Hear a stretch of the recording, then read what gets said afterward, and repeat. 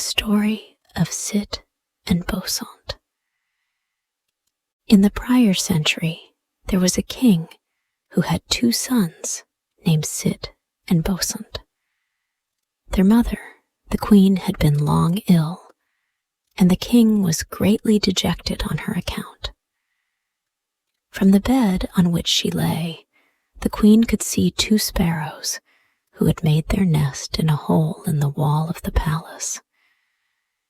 And she had remarked the great love and tenderness which the hen-sparrow bore towards her young ones.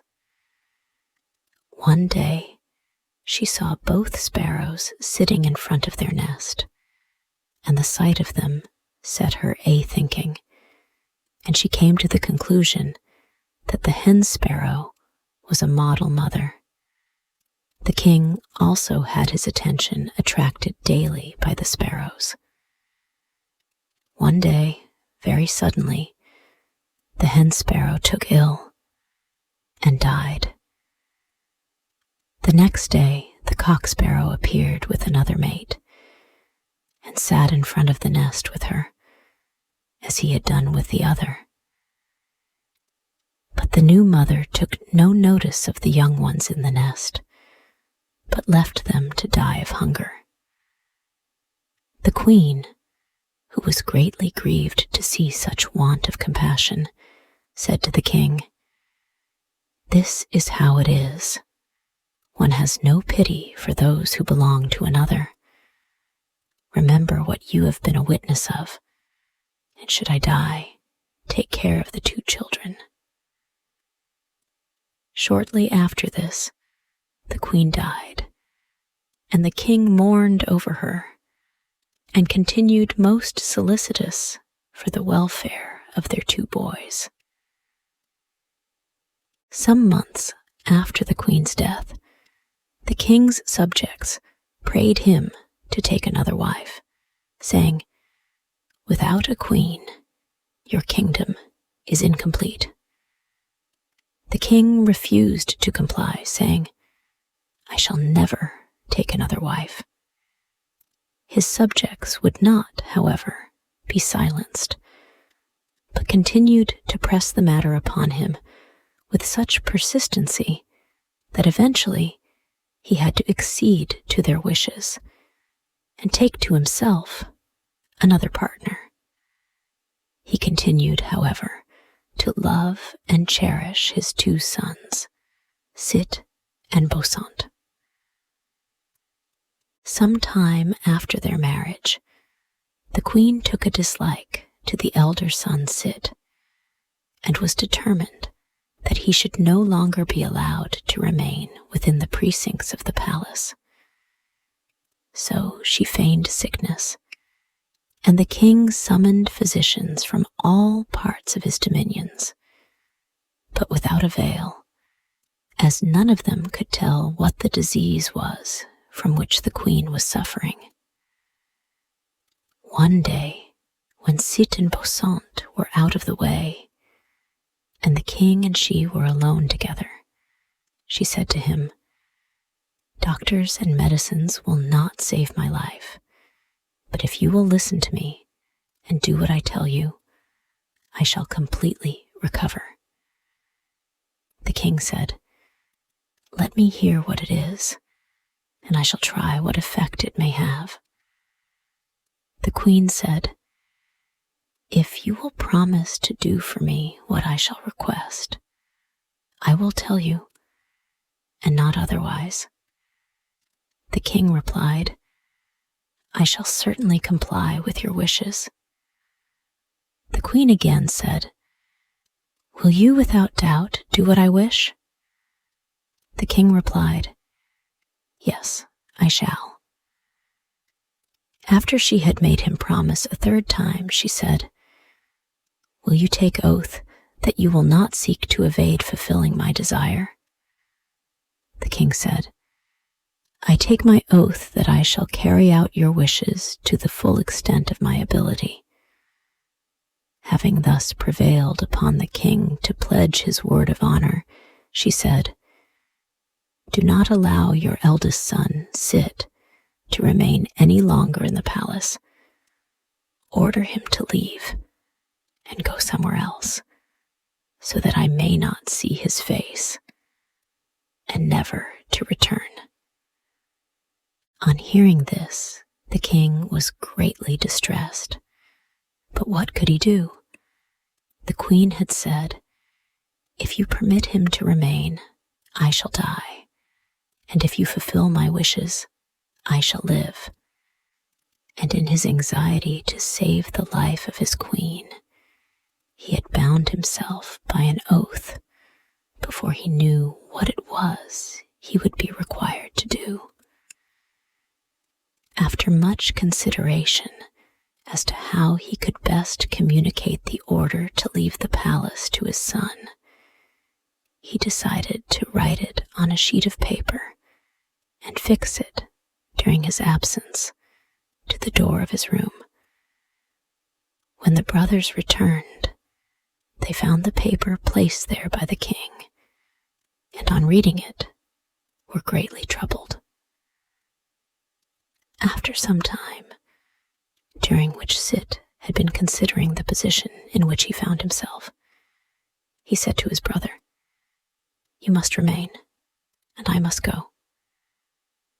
On hearing his brother's words, Bosont's heart was filled with sorrow, and he replied, "Not so.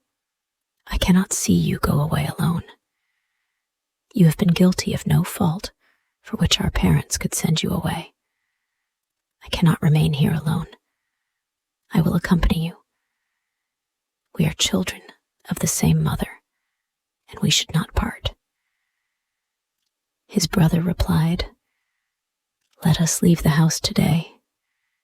We can pass the night in some place close at hand."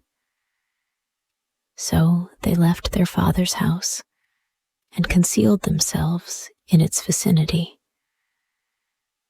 On the approach of evening, they began to feel the pangs of hunger, and the younger said to the elder, "What shall we do? We have no food." After a minute's thought, the elder replied, "Although we have been sent adrift, we will take our elephants and horses and clothes and money along with us." So when night had fallen, they entered the palace and brought out all that belonged to them, and at cock-crow set forth on their journey. They traveled all day, and as the sun began to decline, they reached a dense jungle, and passing through it, they came to a large city where they put up for the night. The city pleased them much, and they hired quarters in the sarai. After they had gained a little acquaintance with their surroundings, Sit, attired in gorgeous apparel, and mounted on a splendid horse, rode every evening through the principal streets of the city. One evening, the daughter of the king of that country, from the roof of the palace, saw him ride past and fell deeply in love with him.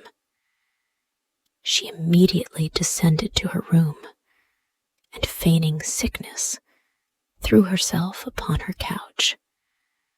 Her parents, on entering, found her weeping bitterly, and on inquiring the cause, were informed by her attendants that she had been suddenly seized with a dangerous illness, the nature of which they did not know.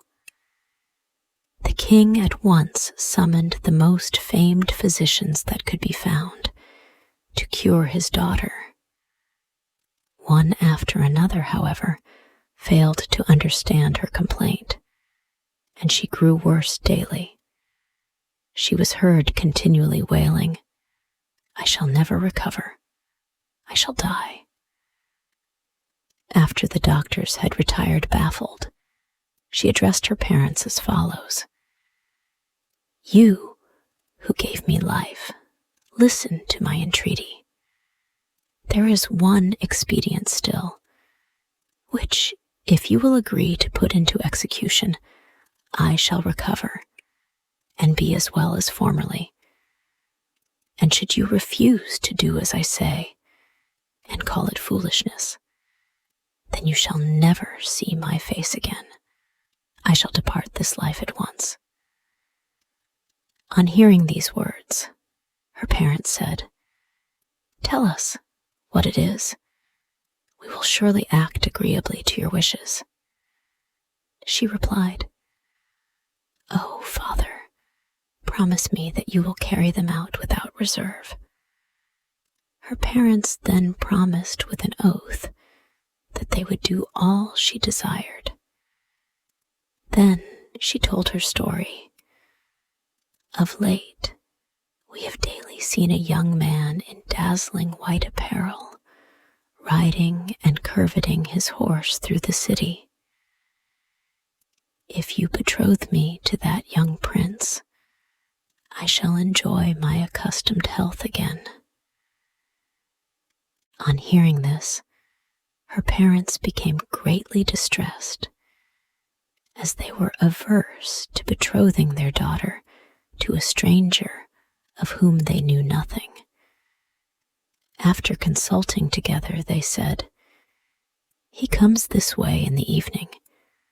Let us look out for him and see what he is like." About sunset, Sit, mounted on his horse, rode in the direction of the palace. The king had given orders to some of his attendants to arrest the man who, every evening dressed in white, rode past the palace. So, on his appearing, they laid hold of him and led him into the presence of the king, who, being pleased with his appearance, at once introduced him to his daughter's room. She, on beholding him, instantly became well, and that same evening the two were married.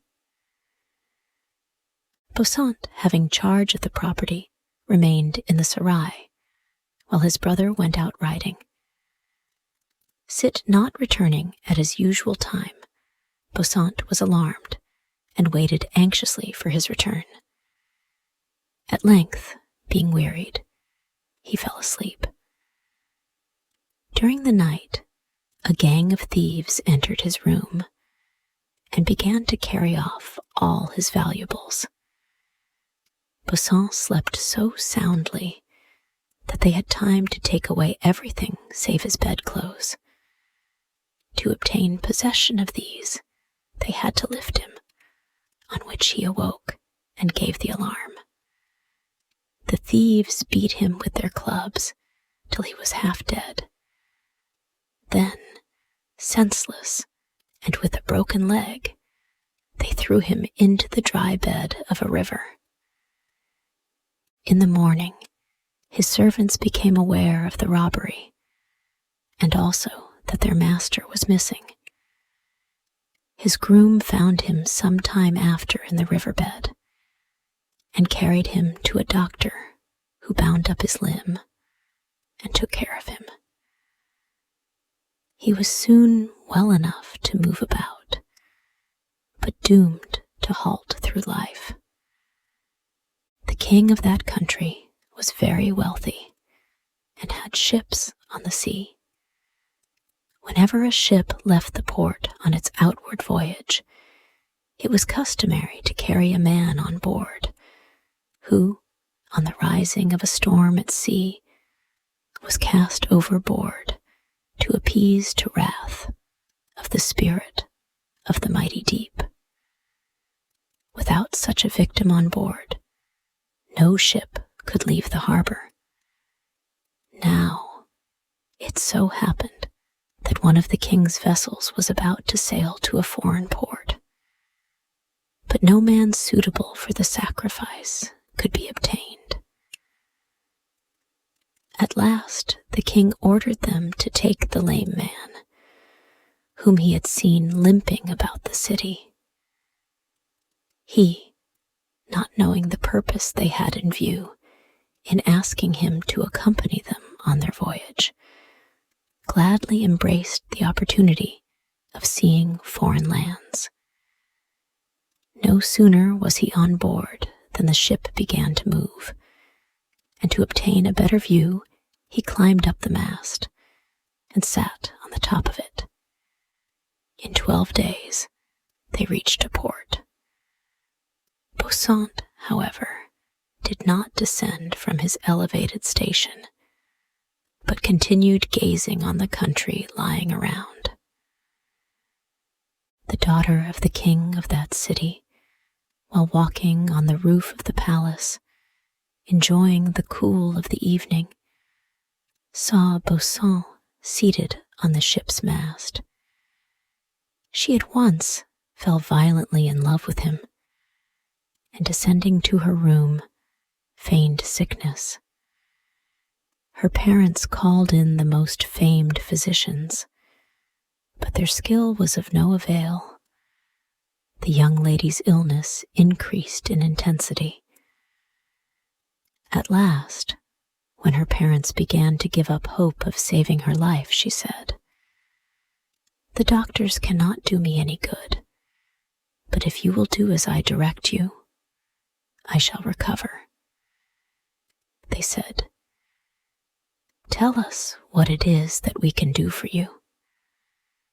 She replied, "Before I can make it known to you, you must take oath that you will not seek to evade the performance of it." To this they agreed, and the princess said, "If you will betroth me to the man sitting on the top of the mast of the vessel in the harbor, I shall immediately regain my health." The king dispatched messengers to the ship and had Bosont brought to the palace and solemnized their marriage that same evening. A few days after the above occurrence, the ship was ready to set sail on her homeward voyage, so they took the lame man on board, his wife also following. After they had been a few days at sea, the vessel was in danger of foundering in a storm. The sailors searched for the victim, but he could nowhere be found. At last, one of the crew, looking up, spied him seated on the mast and climbing swiftly up, pushed him into the sea. His wife had brought a tumba with her, and seeing her husband in the sea, threw it to him. With this assistance, he was able to swim to the vessel, and laying hold of the stern, followed swimming all the way to port. When the vessel was brought to anchor, he climbed up into it and disguised himself as a fakir. The people of the city noticed him daily walking on the shore in front of the ship and believed him to be in reality a fakir. One day, the king, seeing Bosont's wife, took a fancy to her and caused her to be brought to his palace. She had apartments assigned to her in the best part of it and was treated with great distinction. On the king offering her marriage, she declined, saying, "Speak not to me of it." After several days, the king inquired, "Why do you still refuse to become my wife?" She replied, "Ask the fakir who is always to be seen pacing the shore in front of a vessel lying in the harbor."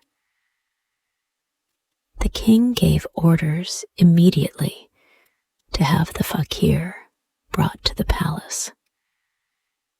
On his being ushered into his presence, the king said, "What do you know regarding the woman who, on declining to be my wife, referred me to you for an explanation?" In reply, Bosont related in the form of a fable the history of Sit and himself, and also what befell him after they were parted from each other. Sit, who was now king, recognized his brother in the fakir before him, and falling on his neck, wept for joy.